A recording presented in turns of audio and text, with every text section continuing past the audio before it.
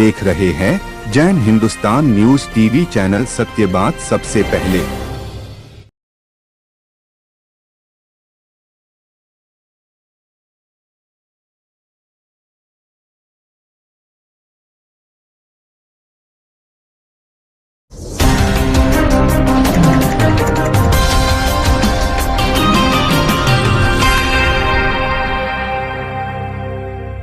समारोह शुरू होने जा रहा है। अभिनंदन समारोह के आप और हम दोनों ही साक्षी बनेंगे। बड़े वीआईपी मूवमेंट हो रहे हैं यहाँ पे। वीआईपी मूवमेंट के साथ हम लगातार बने रहेंगे। कार्यक्रम है, गर्व का अनुभव है, गर्व के क्षण है लगातार। मैं सोचता हूँ भाई अशोक जी, गौतम जी और पदमचंद जी और आपकी टीम को भी धन्यवाद देता हूँ। मैं आज सारे देश से पधारे हुए गुरुवर के अन्य अनुयायी भक्त लोग भी यहाँ पधारे हैं, उनका भी स्वागत करता हूँ। माताएं, बहनें, आपका स्वागत करता हूँ। मैं सोचता हूँ कि शायद कोई सोच भी नहीं सकता, दो महाहस्तियाँ यहाँ बैठी है। 9 साल में भी आदमी अपना घर छोड़ करके अपने संपूर्ण परिवार के साथ दीक्षा ग्रहण कर लेता है और इस वितराग के मार्ग पर चल पड़ता है। ये शायद और शायद इस जैन दर्शन का और भगवान महावीर का कमाल है, जो 9 वर्ष की उम्र में भी संपूर्ण परिवार को इस रास्ते पर आगे बढ़ा देता है। आज गुरुवर आपके 58 साल की साधना का ये समय हो गया है। मैं सोचता हूँ कि 58 वर्ष हम में से अधिकांश की उम्र भी नहीं है। आप जिस मार्ग पर चले हैं ना, वो मार्ग बहुत कटीला है। इसको पालन करना बहुत कठिन काम है। मैं सोचता हूँ कि शायद देश के अधिकांश लोग ये नहीं जानते हैं कि जैन समाज के साधु आज भी पैदल पैदल जा कर के जितना अपने गाड़ी से नहीं चले होंगे जिंदगी में, उतना इन्होंने पैरों से हिंदुस्तान को नाप लिया है। ये कोई आश्चर्य से कम नहीं है। लेकिन जिस साधना और जितना तप से इस जीवन को निखारा, वो आपकी एक तरह से कई बार साधु सोचता है कि मेरा आत्म कल्याण के लिए करता हूँ, लेकिन आचार्य श्री आपने आत्म कल्याण के साथ मानव कल्याण को जोड़ करके अपनी इस साधुपने को निभाया। ये है कारण आपको पद्मश्री मिलना। जो केवल अपने आत्मा का कल्याण करता वो तो कर सकता है, लेकिन जो मानव कल्याण के लिए भी उतनी समर्पित भाव से काम करे, वो वास्तव में जीवन सफल है। आपने शिक्षा के क्षेत्र में, आपने शिक्षा के क्षेत्र में, चिकित्सा के क्षेत्र में, पर्यावरण के क्षेत्र में, ग्राम स्वावलंबी बने, ग्रामीण विकास हो, इसके बारे में मतलब एक आयाम नहीं, आपने कई आयामों को टच करने का प्रयास किया। और वास्तव में इतनी प्रतिभाओं का एक साथ एक आचार्य में मिल जाना, ये भी कोई प्रभु की कृपा है, गुरु की कृपा है, जिसके कारण से आपको ये सब उपलब्ध हो गया। मैं सोचता हूँ कि हम सब लोग सोचते हैं कई बार कि साधु बनता है अपने आत्म कल्याण के लिए और नित्यानंद जी बनते हैं मानव कल्याण के लिए। मैं सोचता हूँ गरीब और असहाय की मदद करना। अपने अनुयायियों को हमेशा एक शिक्षा देते हैं, कोई भी व्यक्ति तुम्हारे ध्यान में आता वो भूखा नहीं सोना चाहिए। कोई भी व्यक्ति ऐसा नहीं हो जो तुम्हारे पास हो निराश्रित जिंदगी जिए।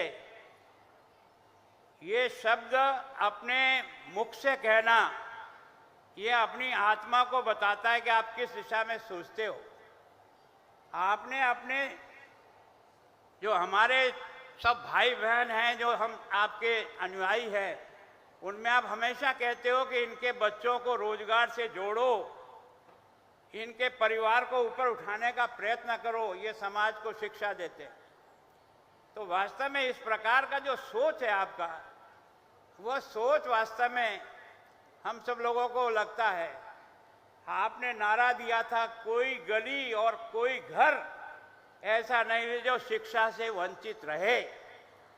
मैं सोचता हूँ इस शब्द को बोलना भी एक तरह से राष्ट्र निर्माण के लिए इससे बड़ी और कोई सोच नहीं हो सकती जो हर व्यक्ति शिक्षक बने। तो आपका यह जो बहुआयामी जो व्यक्तित्व है वो वास्तव में हमारी बहुत बड़ी दौलत है। ये सम्मान जो आपका किया ना, ये आपका सम्मान नहीं किया है, भगवान महावीर के उन सिद्धांतों को किया है, जियो और जीने दो।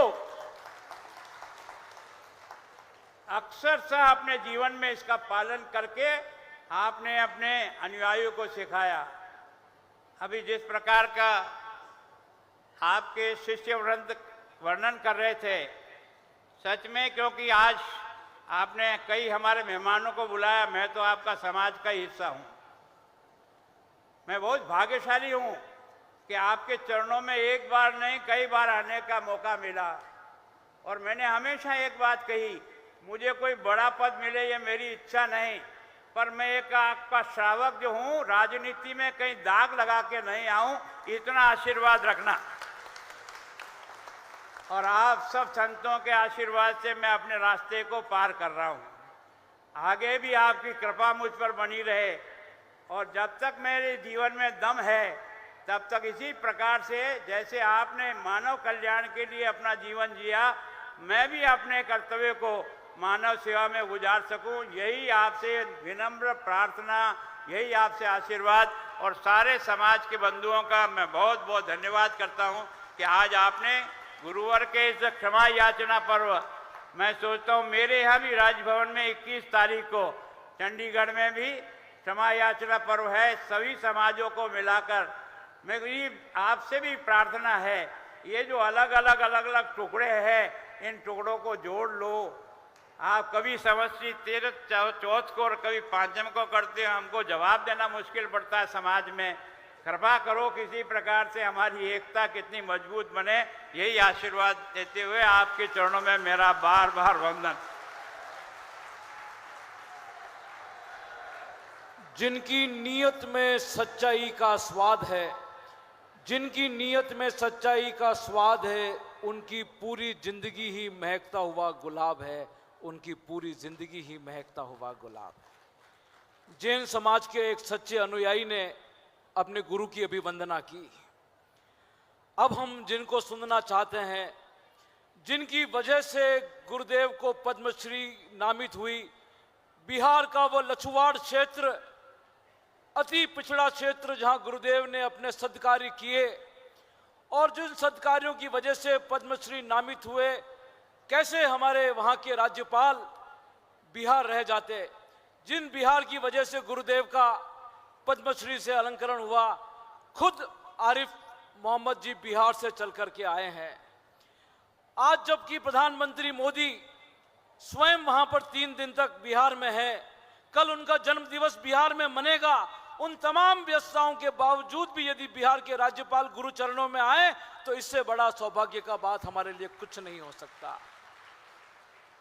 मान्यवर, मैं आपके लिए सिर्फ यही कहना चाहता हूं कि मैं भले ही वो काम नहीं करता जिससे खुदा मिले, मैं भले ही वो काम नहीं करता जिससे खुदा मिले, पर वो काम जरूर करता हूं जिससे दुआ मिले, वो काम जरूर करता हूं जिससे दुआ मिले।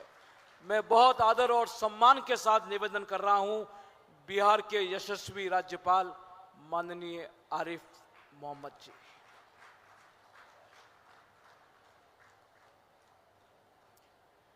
हमसे तो अच्छे ये परिंदे हैं जिनमें सांप्रदायिकता नहीं होती, कभी उड़कर मंदिर की मुंडेर पर बैठ जाते हैं तो कभी उड़कर मस्जिद की मीनार पर बैठ जाते हैं, कभी उड़कर मस्जिद की मीनार पर बैठ जाते हैं।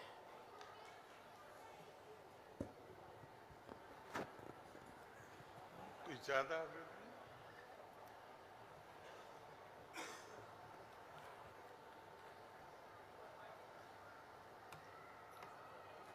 नीचे का ठीक।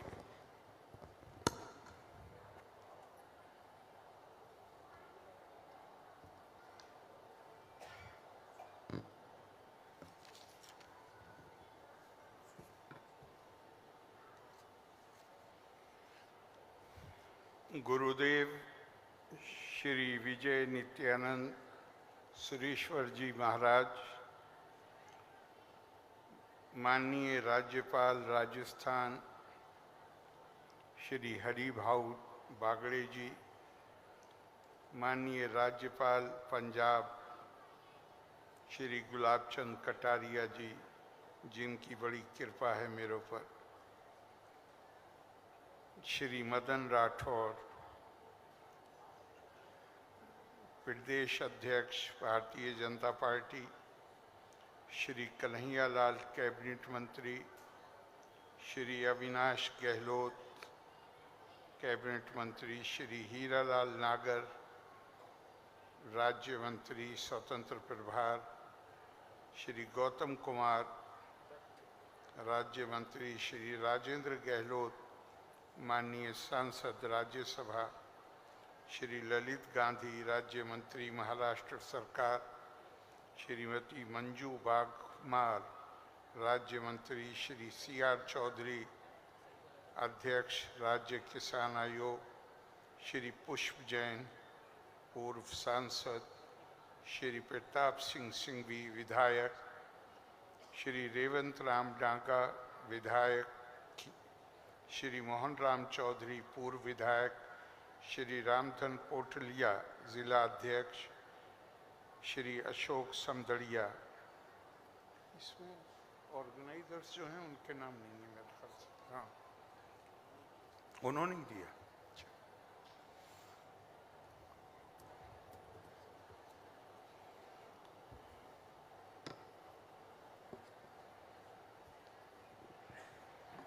गुरुदेव के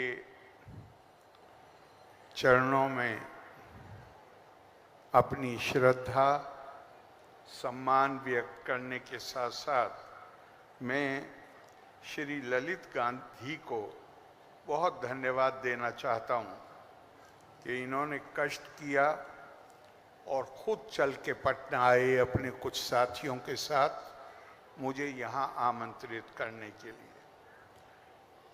उनका निमंत्रण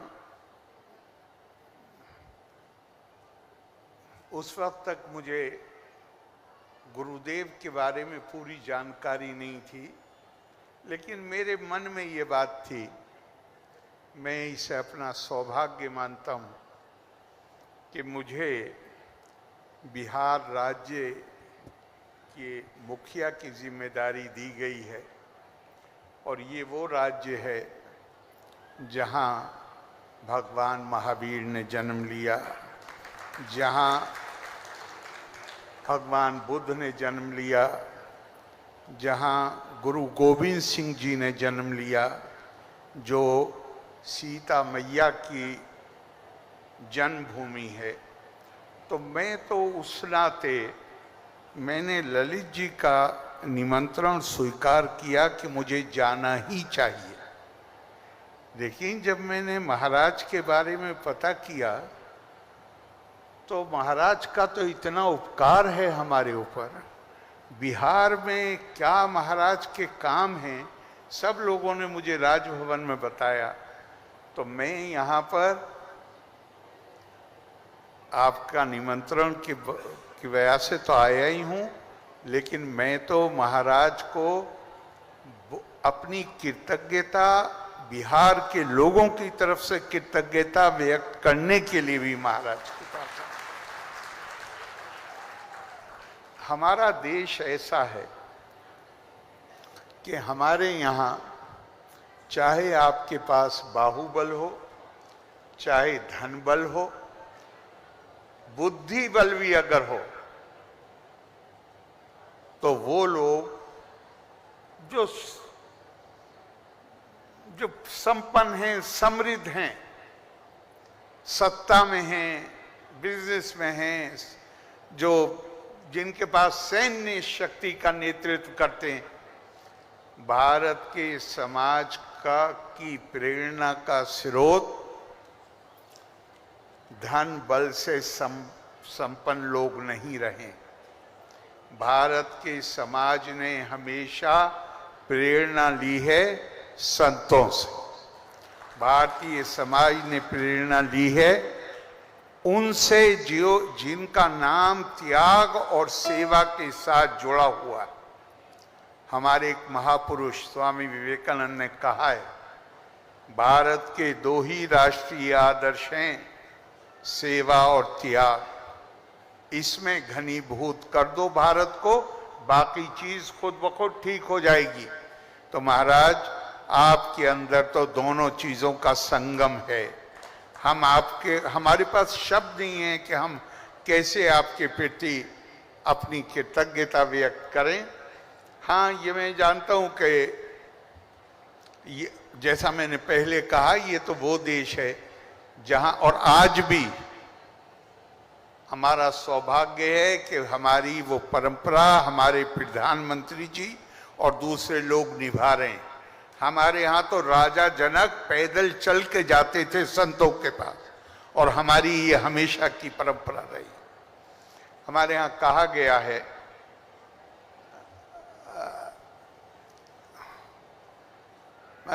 जिनसे हम प्रेरणा लेते हैं वो कौन लोग। भर्तृहरि ने ऐसे लोगों का चित्रण अपनी 4 लाइनों में किया है। निंदन्तु नीति निपुण यदि वा स्तुवन्तु, लक्ष्मी समाविस्तु गच्छतु वा यथेष्टम, आद्य देवा मरणमस्तु युगांतरे वा, न्याय यात पथात पिरवी चलती पदम न धीरा। अपने जो त्याग और जो सेवा का काम है और जो न्याय दिलाने का काम है, इन संतों को भर्तृहरि ने धीर पुरुष कहा है, और कहा है कि ये ना निंद, इस सम्मान की इनको जरूरत नहीं। ये तो त्याग की मूर्ति है, सेवा की मूर्ति है। हमें जरूरत है कि हम इनका सम्मान करके ये बताएं कि हमारे आदर्श ये हैं। हमारी नई नस्लों को जरूरत है। और महाराज, हमारे यहाँ ये भी कहा गया है, आप ही जैसे महापुरुषों के लिए शांता महांतो निवसंती संतो वसंतवल लोकाहितम चरंता, तीर्णा स्वयं भीमा भवा जनान, अहेतु न्यान्यान अपी तारयंता। ये जो संतों की शक्ल में हमें शांत आत्माएं मिलती हैं, ये वो हैं जो वसंत ऋतु की तरह घूम फिर के लोगों का कल्याण करने में लगते हैं, लगातार कल्याण करते हैं, और ये खुद भी इस भवसागर के पार जाते हैं और बिना किसी स्वार्थ के दूसरों को भी भवसागर पार करने में सहायता करते हैं। और ये तो आपके पास आना, मुझे महाराज एक फारसी का शेर भी याद आ रहा है। उसमें कहा है कि हर के ख्वाहद हम नशीनी बाखुदा, हर वो आदमी जो परमात्मा के निकट जाना चाहता है, उसे चाहिए कि वो संतों की संगत में अपना कुछ समय बिताए। तो महाराज, हमारा ये सौभाग्य है, और हम ये जानते हैं, ये भी हमारे यहाँ कहा गया है कि सत्संगत्वे निसंगत्वम, संतों के साथ बैठने से वैराग की भावना पैदा होती है। निसंगत्वे निर्मोहत्वम, निर्मोहत्वम निश्चल तत्वम, निश्चल तत्वे जीवन मुक्ति।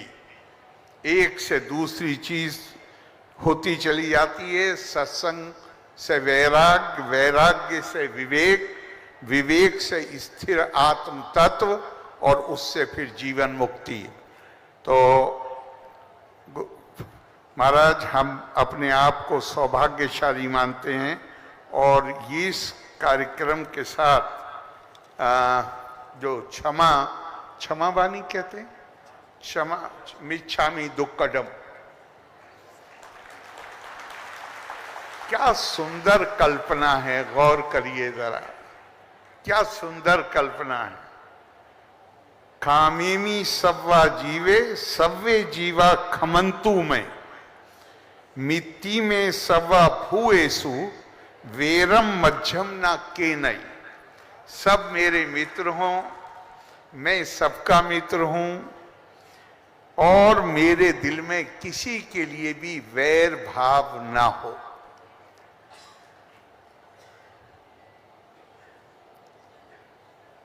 महाराज, आज हम देख रहे हैं दुनिया में कितनी जगह युद्ध चल रहा है और काफी समय से चल रहा है। दुनिया में तनाव है, खून खराबा है। मुझे लगता है कि कहीं भी, चाहे हमारा परिवार हो, चाहे समाज हो, चाहे दुनिया हो, मानव समाज कहीं भी, मानव समाज में हर मानव के दिल में एक चाहत होती है इज्जत की, सम्मान की, प्रतिष्ठा की, बराबरी की। अगर हम गौर करें तो दुनिया में संस्कृतियां परिभाषित हुई। मेरा रंग गोरा है, मैं तुमसे श्रेष्ठ हूं। मैं ये भाषा बोलता हूं, मैं दूसरी भाषा बोलने वालों से श्रेष्ठ हूं। मेरी ये आस्था है और इस महापुरुष को मैं मानता हूं। जो इस आस्था को नहीं मानता, जो महापुरुष को नहीं मानता जिसे मैं मानता हूं, वो मुझसे कम है। रंग, जाति, हर चीज पे अपनी, जब भी ये दावा होगा कि मैं दूसरे से श्रेष्ठ हूं, अगर दूसरा कमजोर है तो खामोश रहेगा, लेकिन उसके भी दिल में तो वो खराब महसूस करेगा। मेरा ये मानना है कि जैन दर्शन ने अनेकांतवाद के रूप में, सियादवाद या नयवाद के रूप में दुनिया को रास्ता दिखाया है कि कैसे हम शांतिपूर्वक, जैसा गुलाब जी कह रहे थे, जियो और जीने दो का माहौल बना सकते हैं। मैं कह रहा हूं, मैं से मतलब मैं नहीं, मैं से मतलब हम में से कोई भी, यही सत्य है। जैन दर्शन हमें सिखाता है कि ये मत कहो कि यही सत्य है, कहो ये भी सत्य है। जैन दर्शन से आने वाली अंधगजन्य की थ्योरी, कहानी, आज दुनिया की कोई परंपरा नहीं है जिसमें उस कहानी का प्रयोग ना होता हो। यही बताने के लिए कि एक दूसरे के प्रति सम्मान का भाव होना चाहिए, एक दूसरे के लिए स्वीकार्यता का भाव होना चाहिए।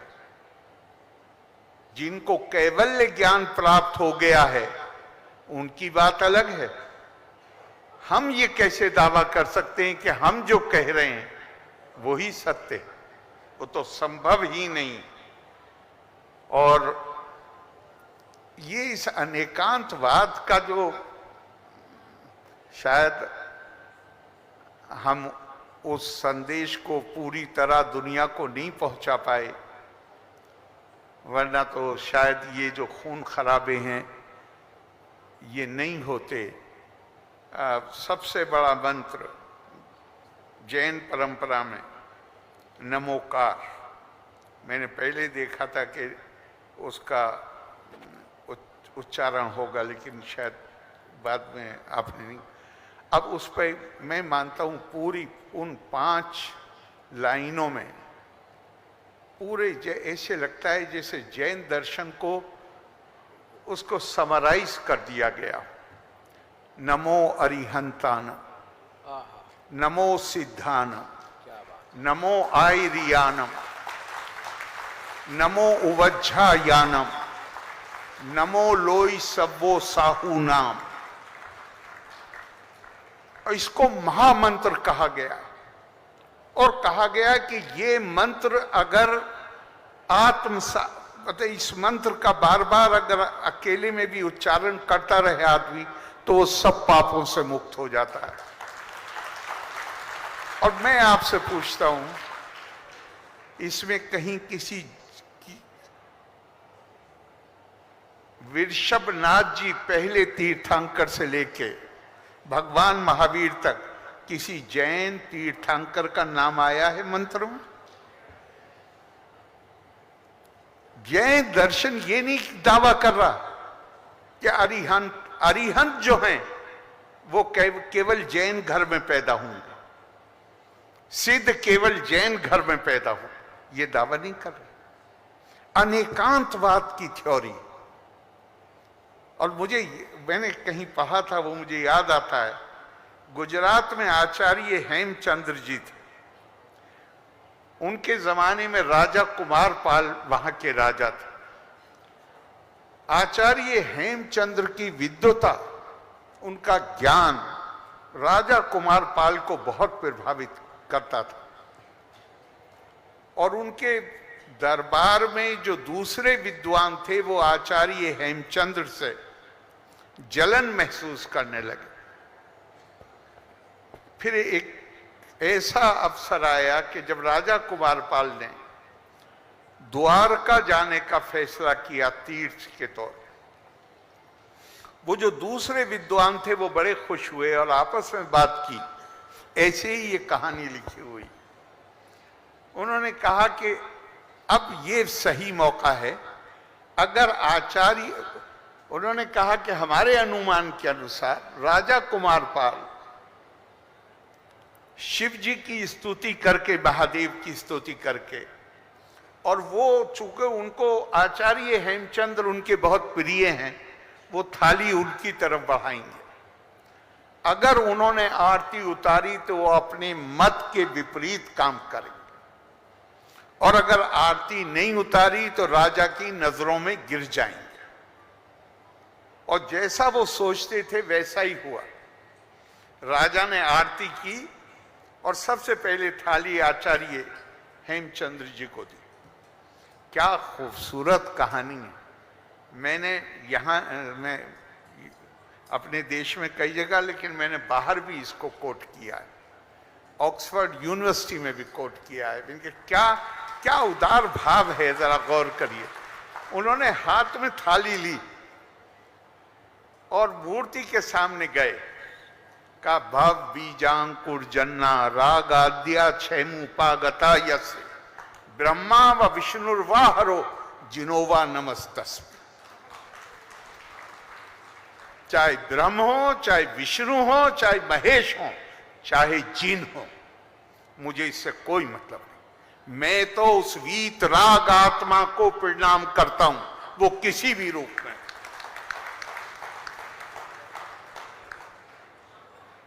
क्या बता, ये अगर ये संदेश चला जाए, दुनिया में कोई झगड़े बाकी रह जाए।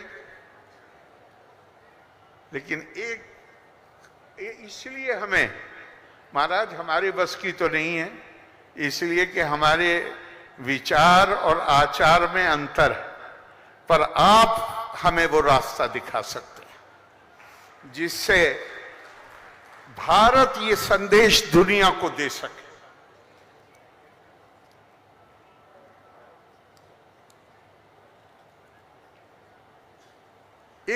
मैं अभी मुझे झारखंड में शिखर समेत, वहां मैं पिछले हफ्ते था। बंबई में भी कई दफा जैन संतों आचार्यों के प्रोग्राम में गया हूं, मध्य प्रदेश में भी गया हूं। मैं विद्यार्थी हूं, गलतफहमी में मत आइएगा मेरे बारे में कि मुझे कुछ आता जाता है, लेकिन मैं पढ़ता हूं, उसका बहुत शौक है। और ख़ास तौर से जब मुझे कहीं जाना होता है तो मैंने पढ़ा कि आज मॉडर्न साइकोलॉजी केवल अनेकांतवाद नहीं है कि दूसरे का सम्मान करो, स्वीकार करो। भगवान महावीर ने एक और शब्द का प्रयोग किया है जिसे आजकल मॉडर्न मनोविज्ञान के अध्यापक इस्तेमाल करते हैं, मॉडर्न साइकोलॉजी। वो भगवान महावीर ने कब किया? 2600 साल पहले, 26 हो गए, लगभग 2600 साल पहले उन्होंने एक शब्द का प्रयोग किया, बहुचित्तता। पॉलीसाइकिक अंग्रेजी में इसको कहा गया। पूरे आप जो बौद्धिक क्षेत्र है उसमें नजर डालिए, भगवान महावीर से पहले किसी ने इस शब्द का प्रयोग नहीं किया। उन्होंने कहा सिर्फ अनेकांतवाद ये नहीं है कि दूसरा आपसे भिन्न है, खुद आपके अंदर कई व्यक्तित्व पल रहे हैं। सुबह बहुचित्तता, सुबह को आपका मन कुछ और है, दोपहर को आपका मन कुछ और है, शाम को आपका मन कुछ और है, और हम खुद भी नहीं समझ पाते कि ये इतनी तेजी से थोड़ी देर में ही ये परिवर्तन कैसे आता है। और इस सब को मतलब ये जो नैसर्गिक नियम है, लॉ ऑफ नेचर है, तो पूरी भारतीय संस्कृति कहती है कि ये जो विभिन्नता आपको नजर आती है इसको सम्मान करो, इसको स्वीकार करो। लेकिन साथ में हमारे दर्शन में एक बात और भी, और वो ये है कि सब कुछ इन दो आंखों से नहीं देखा जा सकता। यहां पर रुको मत, अपने अंदर देखने की वो योग्यता भी पैदा करो जहां तुम्हें सामने से दिखने वाली बहुधा अनेकता के पीछे जो आत्मा की एकता है वो नजर आ सके। और क्या खूबसूरत बात कही है, मनसा एवा इदम आप्ताव्यम नेहा नाना अस्ति किंचना मृत्योसा मृत्युम गच्छति या इहा नाने वा पश्यति। ये सामने से दिखने वाली जो बहुधा और अनेकता है, अगर इसको वास्तविक समझा और इसके पीछे छुपे हुए आत्मा के बंधन को नहीं देखा, भारतीय परंपरा में एक भी प्रार्थना ऐसी नहीं है जिसमें किसी एक वर्ग के लिए, किसी एक समुदाय के लिए या केवल अपने देश के लिए प्रार्थना की जाती हो। प्रार्थना की जाती है सर्वे भवन्तु सुखिनः, सर्वे सन्तु निरामया, सर्वे भद्राणि पश्यन्तु मा कश्चित् दुर्भाग् भवेत्। तो ये यहां पे कहा जा रहा है, उपनिषद में कहा जा रहा है कि जो लोग इसको सम्मान करो, अनेकता का सम्मान करो, लेकिन अपने अंदर ये योग्यता भी पैदा करो कि इसके पीछे छुपी हुई जो एकात्मता है, आत्मा की एकता है, उसको पहचान सको। इसी के वो एकात्मा की भावना जब पैदा हो जाएगी तो फिर ये संभव नहीं है कि आपको दर्द हो और मुझे तकलीफ ना हो। ये तभी संभव। और क्या कहा कि जो इस अनेकता का, मैं बार बार दोहराता हूं इसको, सम्मान, स्वीकार, अनेकांतवाद, लेकिन जो इसको वास्तविक समझेगा मृत्यो सा मृत्युम गच्छति या इहा नाने वापश्यति। जो इस विभिन्नता को वास्तविक समझेगा वो मृत्यु से मृत्यु में यात्रा करता रहेगा, उसके लिए मोक्ष संभव नहीं। क्या क्या, मतलब यही वो चीज है जिसके लिए स्वामी विवेकानंद कहते थे भारत के पास दुनिया को देने के लिए एक संदेश है। महाराज, हम तो आपसे ही प्रेरणा ले सकते हैं कि आप हमें आप हमारे ऊपर ये असर डालिए। एक विचार होता है, विचार जब तक आचार में नहीं बदलता जो आपके अंदर है, तब तक प्रचार करने का अधिकार नहीं मिलता किसको।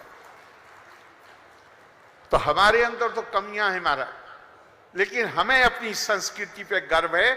हमें मालूम है कि हमारे देश के पास वो ताकत है कि हम अपनी भी समस्याओं का समाधान ढूंढ सकते हैं और दुनिया को भी हम एक रास्ता दिखा सकते हैं।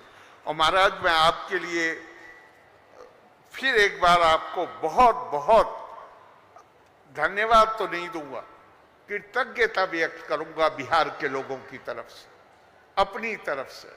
और महाराज, मुझे आपको देख के गीता का एक श्लोक याद आता है, सक्ता कर्मणि अविद्वांसा यथा कुर्वन्ति भारत कुर्यात विद्वान तथा सक्ता चिकीर्षु लोका संगर। हम सब अपना जीवन यापन करने के लिए कड़ी मेहनत करते हैं, अपने लिए, अपने परिवार के लिए, वो हमारी प्रेरणा है। खूब मेहनत करते हैं ताकि इस लायक बन सकें कि अपना जीवन ठीक से चलाएं, परिवार का जीवन, अपने से संबंधित लोगों को के लिए भी कुछ कर सकें।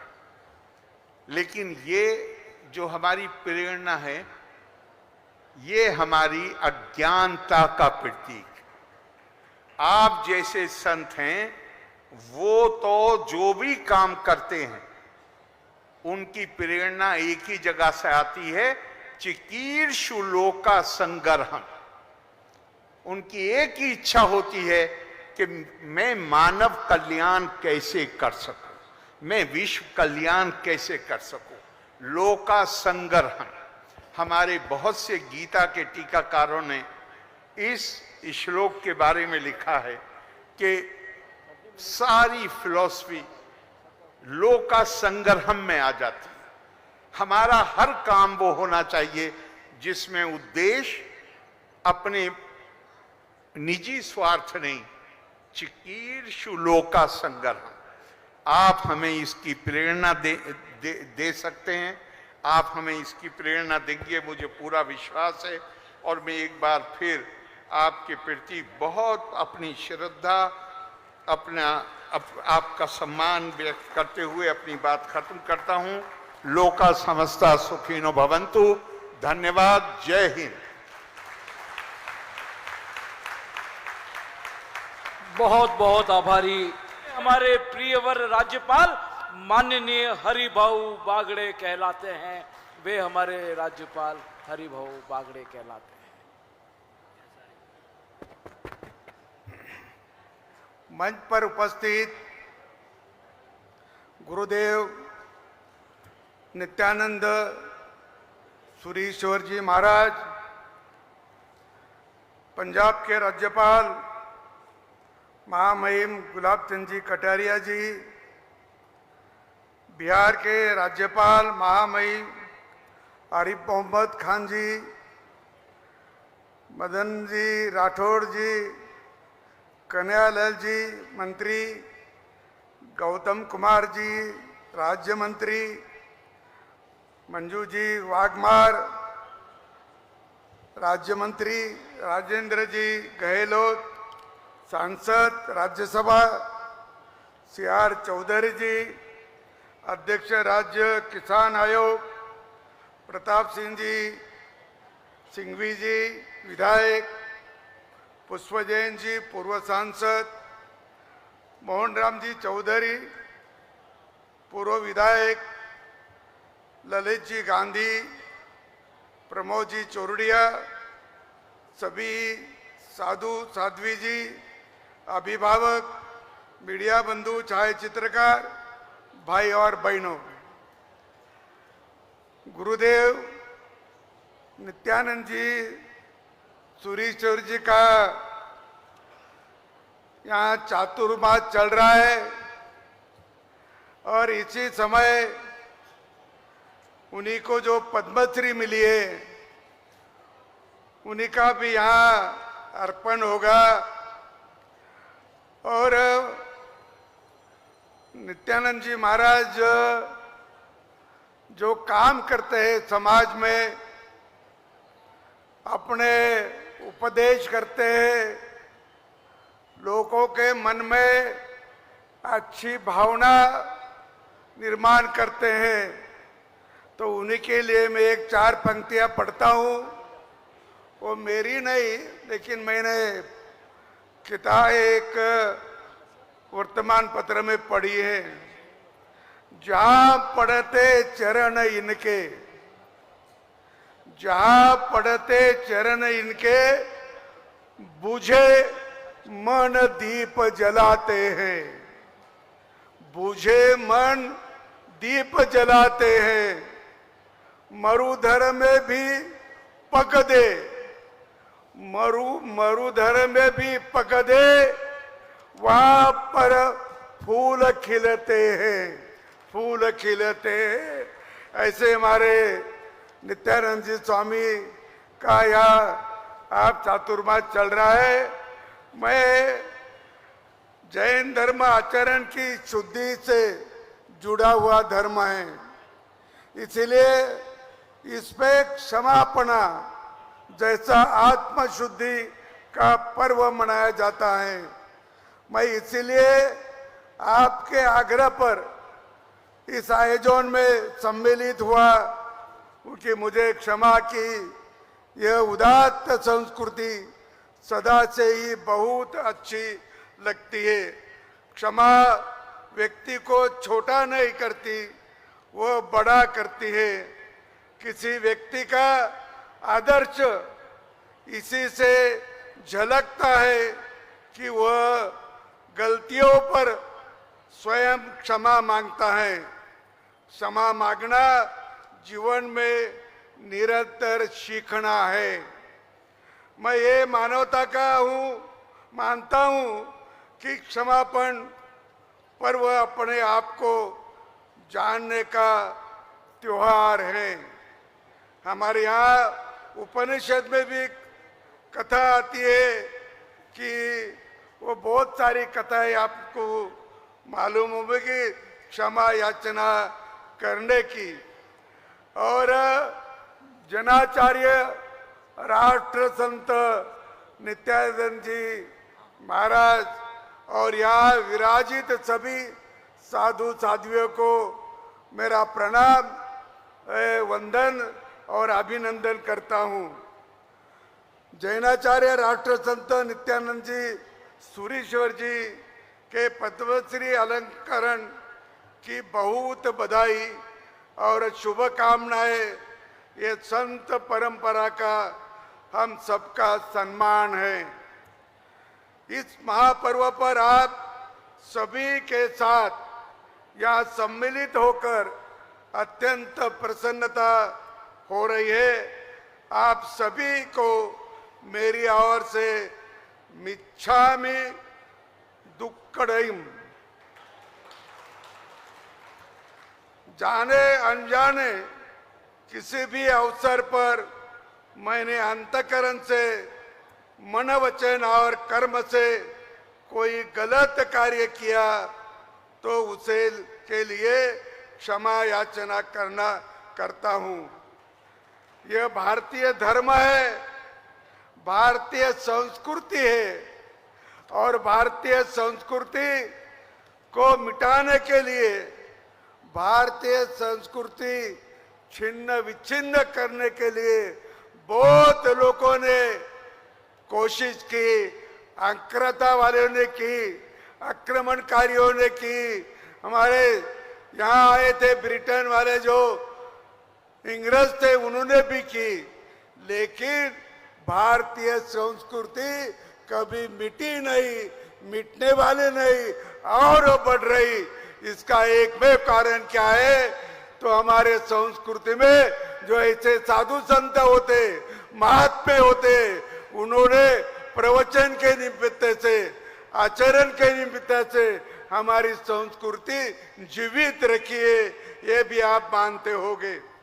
मैं ये मानता हूं कि क्षमापणा पर ये भारतीय संस्कृति है। ये अपने आप को जानने और अपनी गलतियां, त्रुटियां को समझने के लिए दूसरों से उनके लिए क्षमा मांगकर अपने आप को शुद्ध करने का आचरण भी होता है।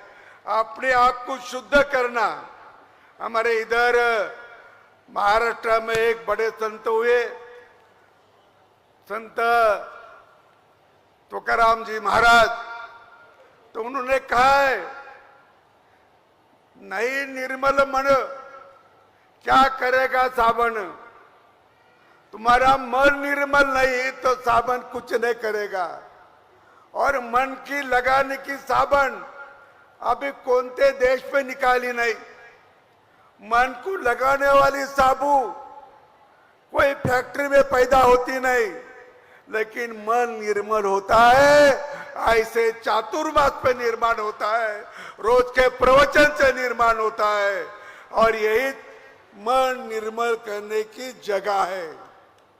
मन निर्मल इस साधु संतों के विचारों से, उनके व्याख्यानों से, उनके प्रबोधनों से जो मन थोड़ा अशुद्ध हुआ होगा, कई अशुद्ध लोगों के पास आप गए होंगे, कई गलतियां होगी, तो वो साफ करने की जगह यही है। और आपके मन भी यहाँ साफ होते हैं, ये मैं आपसे विनती से कहता हूँ। हमारे विनोबा जी भावे जो महात्मा गांधी के एक बड़े शिष्य थे, बहुत बौद्धिक क्षमता वाले थे। उन्होंने ये कहा कि पुत्र जब जन्म लेता है और कोई भी जन्म लेता है तो उसके हाथ पे 3 कागज दिए जाते हैं। ये कागज पे लिखा है कि जन्म और दूसरे कागज में लिखा है मृत्यु, और तीसरा दो बीच पे का जो दूसरा कागज है वो उस पे लिखे जाता है जन्म से मृत्यु तक तुम्हारा सबका व्यवहार उस पे लिखा जाता है। अच्छा हो अच्छा लिखा जाता, बुरा हो बुरा लिखा जाता है। और जो अच्छा होगा वो आदमी सभी से प्रिय होता है, वो अच्छा होता है। तो अपने जीवन में क्या लिखना है, क्या लिख जाएगा, इसकी जानियो, इसकी कल्पना और इसका जो उद्बोधन होता है ये कौन करते हैं? तो हमारे साधु सन्यासी करते हैं। उससे हमको लगता है कि हमारा जीवन अच्छा रहे, हमारी कारकिर्द अच्छे रहे। तो इसका उपदेश भी ऐसे जगह होता है और वो कागज में यही अच्छापन लिखा जाता है और करके आदमी की वहाँ अच्छे रहते थे। ये भी बात आपने ध्यान में रखनी चाहिए। और हमें ये भी लगा कि शब्द जो होता है तो शब्द तो ये अपनी संपत्ति है, शब्द हमारी संपत्ति है। इसका उपयोग सोच समझ के करना होगा। शब्द का उपयोग सोच समझ के करना होगा। शब्द का बर्ताव फिजूल न जाए, शब्द का बर्ताव फिजूल न जाए। लेकिन कई लोगों को आदत है, बहुत लोगों को आदत है ऐसे कार्यक्रम में आकर उपदेश लेकर कुछ लोग सुधरते हैं, लेकिन जो लोग ऐसे कार्यक्रम में आते नहीं वो सुधरते भी नहीं और वो हमेशा गाली गलौज करते रहते, हमेशा गाली गलौज करते रहते। और हमारे गौतम बुद्ध ने कहा है उनको बोला था उनके एक शिष्य ने कि वो एक आदमी आपको गाली दे रहा है, वो एक आदमी आपको गाली दे रहा है।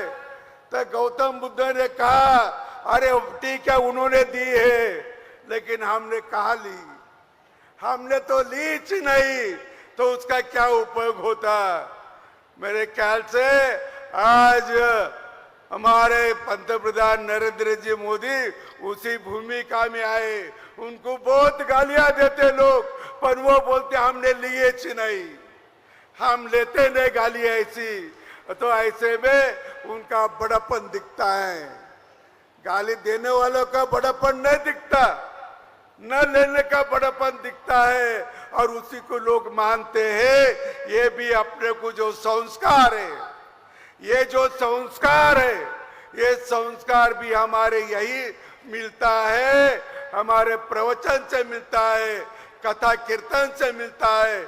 ऐसे प्रवचन और कथा कीर्तन से हमें हमारा जीवन कैसा बनाना है उसका भी उपदेश होता है। मनुष्य और पशुता में, मनुष्य में तो दो शक्तियां रहती है। एक शक्तियां है हमारी पशुता की, और दूसरी शक्ति है दिव्यता की। आदमी में भी दो शक्तियां होती है, एक पशुता की शक्ति होती है, दूसरी दिव्यता की शक्ति होती है। तो पशुता की शक्ति जिसके पास होगी वो धीरे धीरे वो नाइशी करना, धीरे धीरे छोड़ देना, और वो जब छोड़ेंगे तो ऐसे ही आपको जहाँ उपदेश होता है, जहाँ आपका प्रबोध होता है, जहाँ आपको अच्छा बोलने का, अच्छा करने का जो दायित्व दिया जाता है, उससे आप अच्छी सुधारते हैं। पशुता की भी शक्ति रही तो धीरे धीरे वो कम हो जाती है, और आदमी वो अच्छी शक्ति के पास आता है, दिव्यता के पास आता है। ये एक महत्वपूर्ण कार्यक्रम भी होता है। तो अपने पास जो जो कमियां होगी, अपने पास दो दुराचार होगा, वो दुराचार दूर करने का जो माहौल बनता है, तो ऐसी समय बनता है, वो ऐसा ही प्रवचन में बनता है। ऐसे प्रवचन में आपने आना बहुत जरूरी भी है, इसलिए जरूरी है। मनुष्य को अच्छा करना, यही दायित्व उन्होंने लिया है। मनुष्य जन्म आते हैं, मनुष्य जन्म लेता है, लेकिन जो मानुष की होती है उसमें निर्माण करना पड़ती है, उसका वो एक संस्कार बोलते हैं। वो माता पिता से भी होता, गुरुजनों से भी होता, समाज में भी होता। तो ऐसा उपदेश, ऐसा संस्कार हर एक आदमी के पास रहा तो उसका जो अच्छा आदमी रहेगा, उसका मन भी साफ रहेगा, और उसका मन साफ रहा तो क्षमा याचना भी करने की जरूरत नहीं पड़ेगी। क्षमा याचना करने की जरूरत, मन साफ होना, यही आप जानते हो। और मैं इसीलिए आपसे ये करते कि आदमी ने कभी क्रोध नहीं करना, आदमी ने क्रोध नहीं करना, और बूढ़ेपन में तो नहीं करना। बूढ़ेपन में तो कभी उन्हें क्रोध नहीं करना, और क्रोध भी हमारा क्षमा का दूसरा नाम है।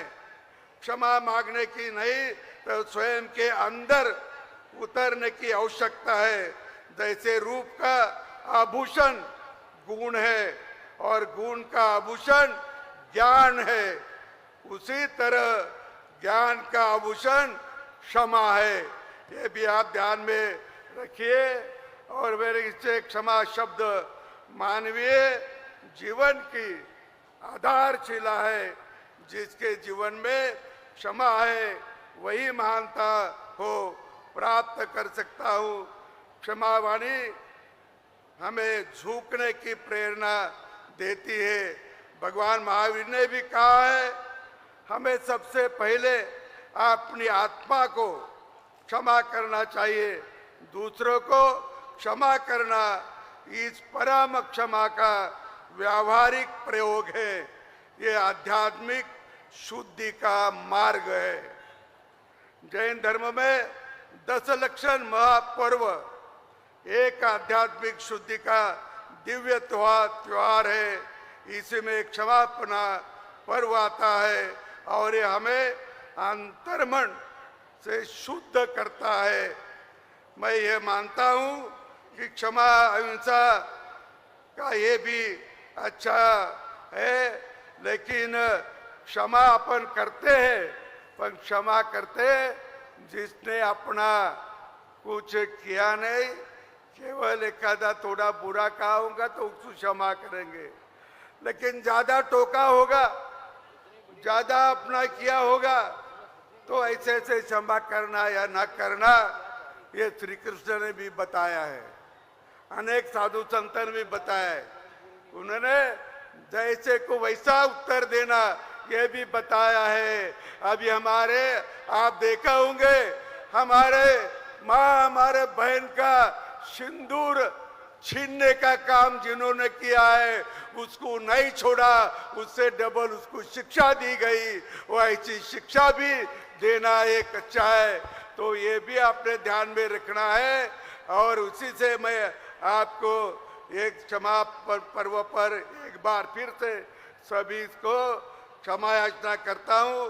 और एक बात संतों ने बहुत बार कही है, बहुत बार कही है, और उस पर एक अभियान भी चल रहा है। अभियान क्या चल रहा है? अभियान ये चल रहा है कि अनाज जो है उसका बेफुजिल फेंको मत। अनाज जो है लोग शादी में जाते, लोग कई भंडारे में जाते, बहुत सा अनाज भी वह नष्ट कर देते हैं। इसके लिए भी अभियान चल रहा है। मैं एक बात कहूं, मैं जो महाराष्ट्र की विधानसभा का अध्यक्ष रहा, वो महाराष्ट्र विधानसभा के पहले अध्यक्ष थे हमारे दादा साहब मावड़नकर। आप तो लोकसभा के अध्यक्ष हो गए, तो मेरा एक काम है, मैं अर्थशास्त्री हूं, मैं बीकॉम एमकॉम हुआ हूं, और मुझे भारत का जो नियोजन मंडल है उस पे काम करने की इच्छा है, मुझे वहां लगा दो। तो ऐसा उन्होंने बोला, वो रिश्तेदार था करके वो साथ साथ भी उन्होंने भोजन किया। और 2-3 दिन के बाद ये आदमी ने कहा, दादा साहब मेरे काम का क्या होगा? दादा साहब ने उसको बोला, तू भारत के नियोजन में काम करने का लायक नहीं है। वो बोला क्यों? मैं तो अर्थशास्त्री हूँ, पढ़ा हूँ, डिग्रियां मेरे पास है। लेकिन उन्होंने कहा आप दोनों भी आप साथ में भोजन किया, दोनों भी साथ में भोजन किया, 2 बार भोजन किया, 2 बार तूने थाली में झूठा छोड़ा। तेरे पेट का इतना पेट है, तेरे पेट का तुझे नियोजन नहीं आता तो देश का क्या नियोजन करेगा? तू देश का नियोजन नहीं, तेरे पेट का नियोजन तुझे आता नहीं। तो ये भी आप समझे कि अपने पेट को कितना लगता है उतना ही लो, ज्यादा मत लो, नासाड़ी मत करो। ये भी हमारे साधु संत ने उपदेश किया, उसकी भी जरूरत है। ये संस्कार है, ऐसे संस्कार में भी हमें रहना होगा, ये पालन करना होगा। और मुझे यहाँ आने का सौभाग्य मिला है। हमारे गांधी जी और हमारे यहाँ के जो उन्होंने कार्यक्रम रखा है, उनका मैं बहुत बहुत धन्यवाद करता हूँ। उन्हीं के वजह से हमें महाराज जी का दर्शन भी प्राप्त हुआ। अभी सभी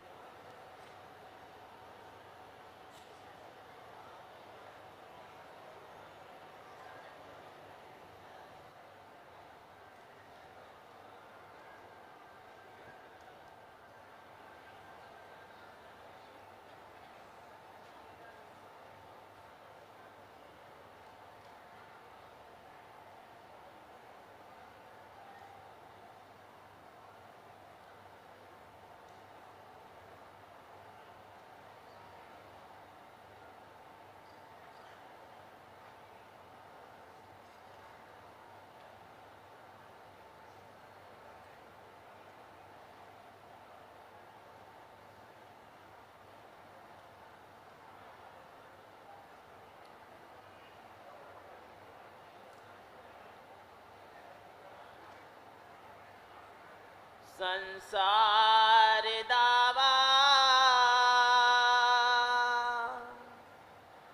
नलदाह नीरं सम्मोह धूलि हरने समीरं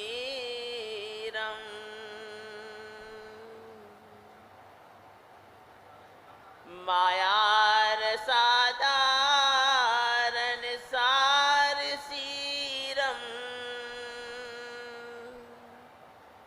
नमामि वीरं गिरिसार धीरं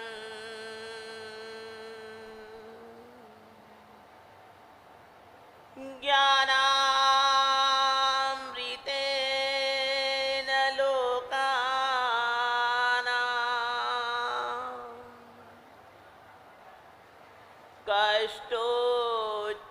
कष्टोच्छेद विधायिने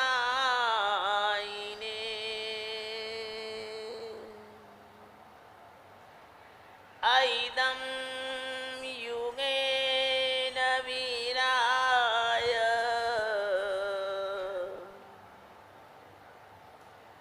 नमो वल्लभसूरये।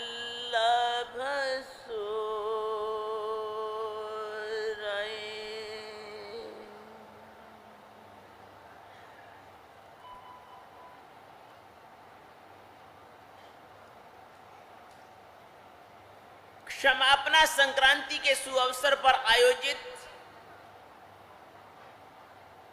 अभिनंदन समारोह में मैं अत्यंत विनम्र भाव से यह कहना चाहता हूं कि यह सम्मान कोई मेरा व्यक्तिगत सम्मान नहीं है। यह भारत की उस सनातन और पुरातन सांस्कृतिक आध्यात्मिक धारा का सम्मान है जिसने युगों युगों से मानवता को अहिंसा, करुणा और शांति का मार्ग दिखाया। यह अलंकरण कोई मेरे जीवन की उपलब्धि नहीं, अपितु उस परंपरा की प्रतिष्ठा है जिसमें जन्म लेकर मैंने साधना और सेवा का मार्ग चुना। इस पद्मश्री सम्मान को मैं अपने लिए नहीं बल्कि उन असंख्य साधकों और सेवकों को समर्पित करता हूं जिन्होंने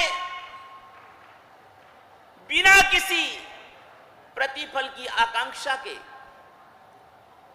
जन जन के कल्याण के लिए त्याग और सेवा का आदर्श जीवन जिया है। मैं इस सम्मान को उस संस्कृति और दर्शन का सम्मान मानता हूं जिसकी जड़ों में अहिंसा, शांति, सह-अस्तित्व और वसुधैव कुटुंबकम की भावना निहित है। उत्तर प्रदेश और बिहार को तीर्थंकर भगवंतों की अवतरण भूमि होने का सौभाग्य प्राप्त हुआ है। मैं करीब 25 वर्ष पहले इन कल्याणक भूमियों की, इन पवित्र पुण्य भूमियों की स्पर्शना करने की मेरे मन में भावना जगी और मैं राजस्थान से पदयात्रा करते हुए उत्तर प्रदेश होते हुए बिहार पहुंचा। बिहार में करुणा मूर्ति भगवान महावीर स्वामी की जन्म कल्याणक स्थली लछुआड़ क्षत्रिय कुंड में उस वात्सल्य मूर्ति, करुणा मूर्ति भगवान महावीर के मैंने दर्शन किए।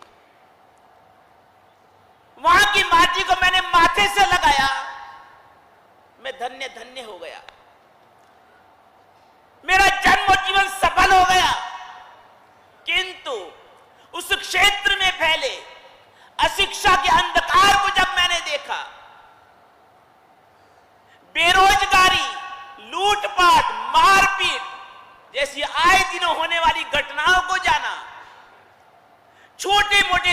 का भी इलाज न करवा पाने के कारण उन्हें असमय में मौत के मुंह में जाते हुए देखा तो मेरा दिल दहल गया, मेरा मन मेरू हिल गया, रोम रोम शहर उठा, आत्मा का प्रदेश प्रदेश कांप गया। पीड़ित मानवता को देखकर मैं स्तब्ध रह गया। प्राणी मात्र को प्रेम तथा मैत्री का संदेश देने वाले अहिंसा के अग्रदूत भगवान महावीर स्वामी की जन्म कल्याणक भूमि पर रहने वालों की ऐसी दुर्दशा। भगवान महावीर जिस भूमि पर जन्मे और उस भूमि पर जन्म लेकर संपूर्ण जगत में जिन्होंने ज्ञान का प्रकाश फैलाया, उस परमात्मा की जन्मभूमि में इतनी अज्ञानता, इतनी अशिक्षा, दिया तले अंधेरा।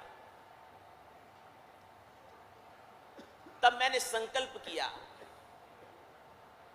कि भगवान महावीर की जन्मभूमि में जन्मा हर व्यक्ति मेरे लिए भगवान महावीर के परिवार का सदस्य है, मेरे परिवार का सदस्य है। राज्य सरकार तो न जाने इनके लिए कब जागेगी, किंतु मैं यह संकल्प लेता हूं कि अब मैं इस संपूर्ण क्षेत्र के चहुमुखी विकास और उन्नति के लिए हर संभव प्रयास करूंगा।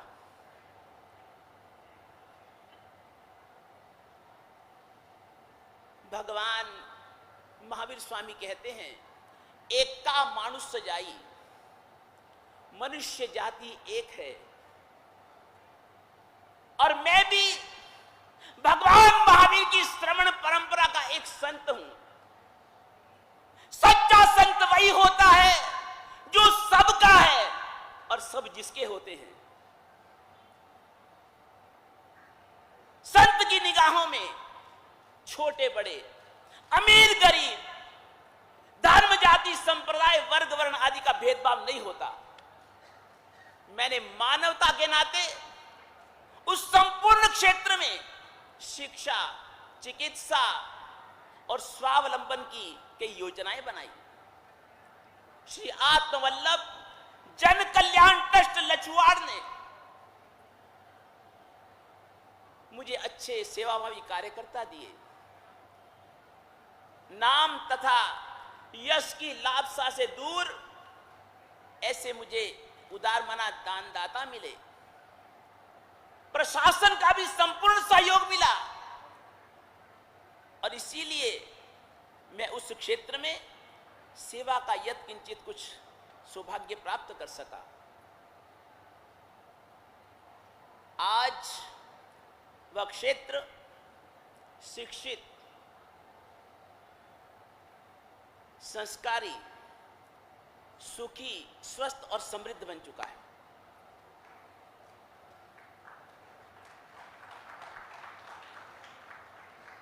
मैंने कभी भी किसी पद या प्रतिष्ठा के लिए कार्य नहीं किया।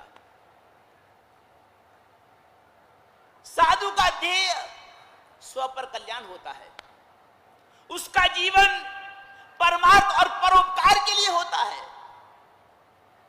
संत तो देश, धर्म और समाज होते हैं। जन जन तक पहुंचकर उनके जीवन को सदाचारी बनाना, संस्कारी बनाना, व्यसन मुक्त बनाना और चारित्रवान नागरिक बना करके देश को सुदृढ़ आधार देना, यह कार्य भी संतों के माध्यम से किया जाता है। मैं यह भली भांति समझता हूं कि एक साधु का जीवन मात्र आत्म कल्याण के लिए नहीं होता, अपितु समाज को सही दिशा देने के लिए भी होता है। और हम इसीलिए मंदिरों, तीर्थों और विद्यालयों का निर्माण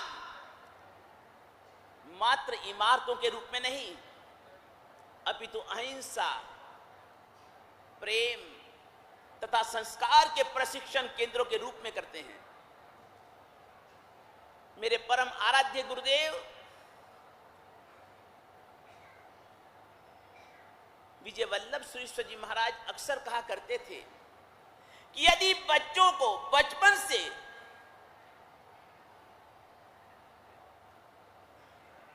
स्नेह, सामंजस्य, सहिष्णुता और करुणा के बीज बोए जाएं तो समाज का भविष्य का समाज निश्चित ही अहिंसक बनेगा, संस्कारी और सदाचारी बनेगा। आज विश्व में चारों ओर हिंसा, आतंकवाद और सांप्रदायिक संघर्ष बढ़ते जा रहे हैं। मेरा यह मानना है, ऐसी स्थिति में यदि राजनीति और सत्ता से जुड़े लोगों को भी अहिंसा का प्रशिक्षण दिया जाए, यदि विधायक और सांसद भी निष्काम सेवा की भावना से अहिंसा का प्रशिक्षण प्राप्त करें तो निश्चित ही भ्रष्टाचार और राजनीतिक अपराध स्वतः समाप्त हो जाएंगे, जनता सुखी हो जाएगी।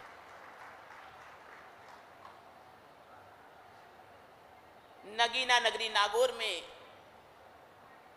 आयोजित इस अभिनंदन समारोह में राष्ट्र की सेवा के लिए प्रतिदिन प्रतिपल अहरनिश समर्पित रहने वाले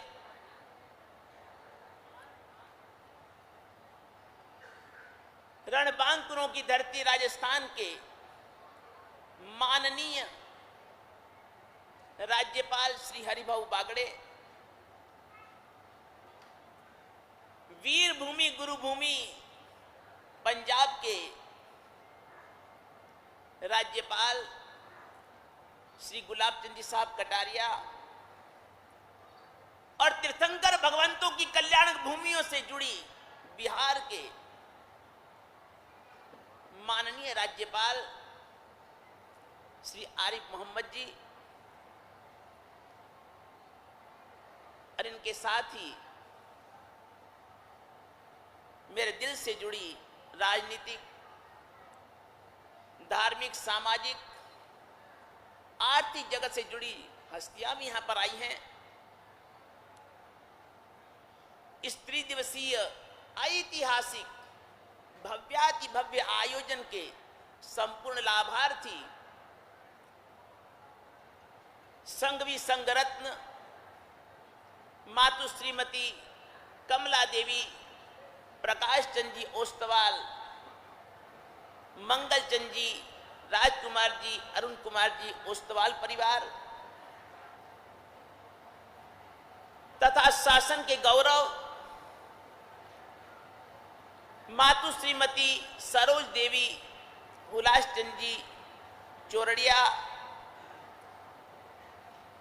प्रमोद कुमार जी, मनीषा जी, पंकज भाई, कविता जी चोरड़िया परिवार को हृदय से धन्यवाद दूंगा जो आपने इतना भव्याति भव्य आयोजन करके गुरु भक्ति का आदर्श उपस्थित किया और एक इतिहास बनाया। बहुत बहुत धन्यवाद। इस संपूर्ण कार्यक्रम के आयोजक, संयोजक, मीडिया कर्मी और देश के कोने कोने से पधारे गुरु भक्तों को जो आपकी संतों के प्रति सच्ची श्रद्धा और समर्पण है, उसकी हृदय से अनुमोदना करता हूं और अंत में यह कहना चाहता हूं कि यह सम्मान मुझे हमेशा हमेशा अपने संकल्प को याद दिलाता रहेगा कि जीवन की अंतिम सांस तक मैं अहिंसा, शांति और मानवता के कार्य करता रहूंगा। तब तक करता रहूंगा, तब तक बढ़ता रहूंगा, जब तक मैं सर्व कर्म मुक्त सिद्ध श्री पद को प्राप्त नहीं कर लेता। आइए आज हम सब प्रण लें कि हम किसी का अहित नहीं करेंगे। हम करुणा, संवाद और सहिष्णुता को जीवन का आधार बनाएंगे। सेवा धर्म को मात्र विचारों में नहीं, वाणी से नहीं, अपितु जीवन व्यवहार में उतारेंगे। अंत में मानवता की सेवा से ऊंचा, मानवता की सेवा से ऊंचा और कोई भी काम नहीं है। मानवता की सेवा से ऊंचा और कोई भी काम नहीं है। जो जहर घोल दे जीवन में, शैतान है, वो इंसान नहीं है। गिरने वालों को जो थामे, वो हाथ हकीकत पूजा है। यही हमारी रामायण और यही हमारी गीता है। अंत में आप सबके लिए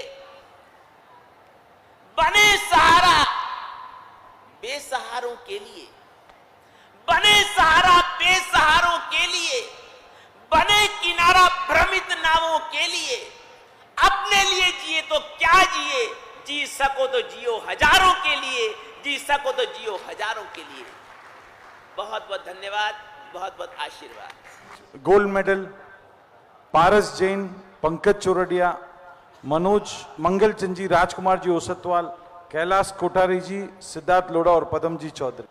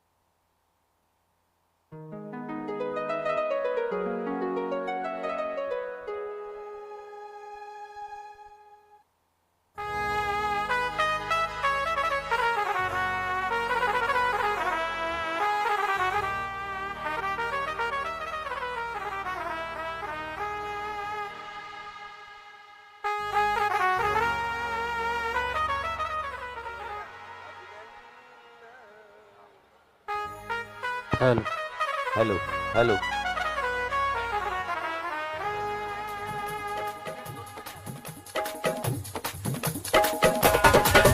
अभिनंदन अभिनंदन अभिनंदन बारी बार अभिनंदन अभिनंदन अभिनंदन बारी बार अभिनंदन अभिनंदन अभिनंदन बारी बार अभिनंदन अभिनंदन अभिनंदन बारी मन अधिनायक जय हे भारत भाग्य विधाता। पंजाब सिंध गुजरात मराठा द्राविड़ उत्कल बंगा विंध्य हिमाचल यमुना गंगा उच्चल जलधि तरंगा।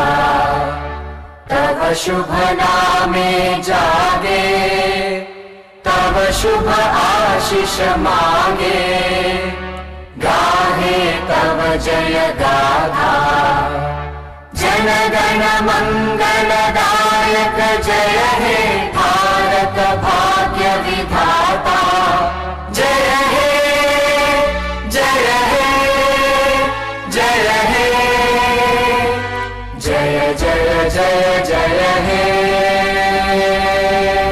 भारत माता की।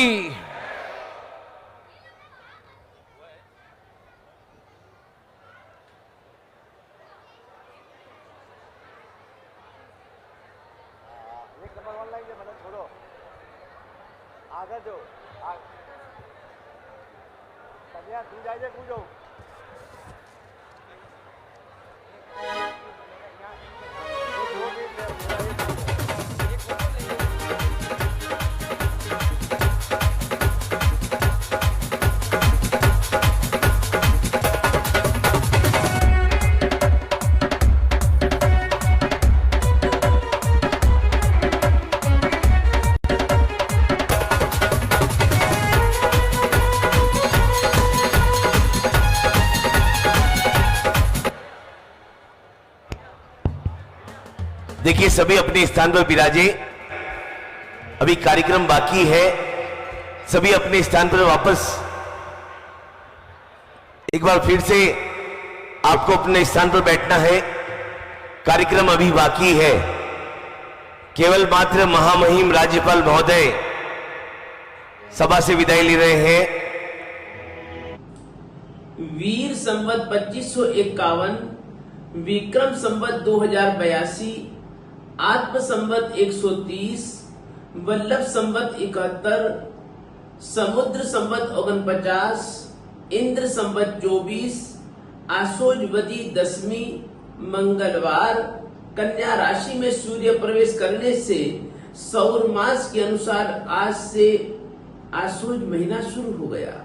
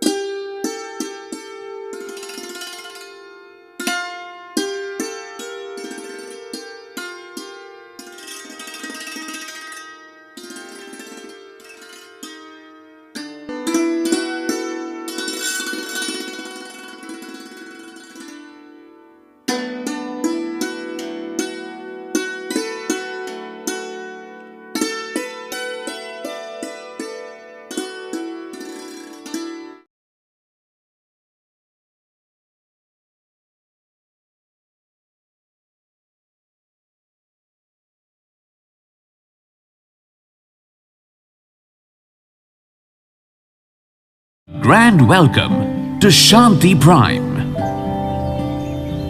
an innovation for incredible lifestyle with modern amenities and facilities for everyone.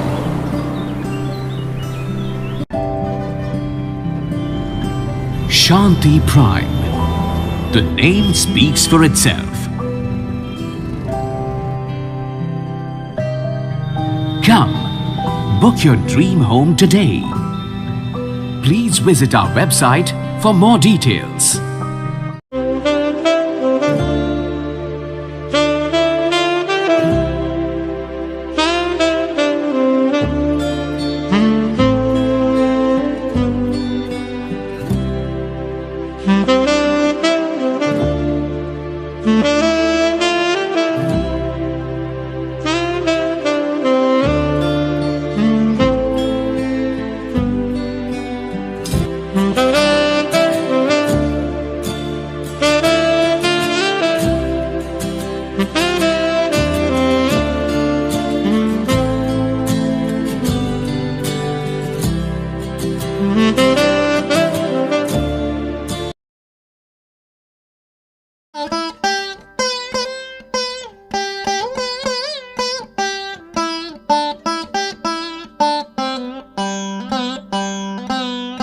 Golchha store Bikaner में स्वादिष्ट ब्रांडेड खाटा सभी तरह के जायकेदार अचार, चूरी, सुपारी, माउथ फ्रेशनर और मुरब्बे में सालों से ग्राहकों के विश्वास का नाम, क्योंकि यहाँ मिलते हैं ग्राहकों को सभी प्रोडक्ट्स नंबर 1 क्वालिटी के साथ। और जी हाँ, ये सभी प्रोडक्ट्स आपको हमारे यहाँ मिलते हैं होलसेल के दामों पे।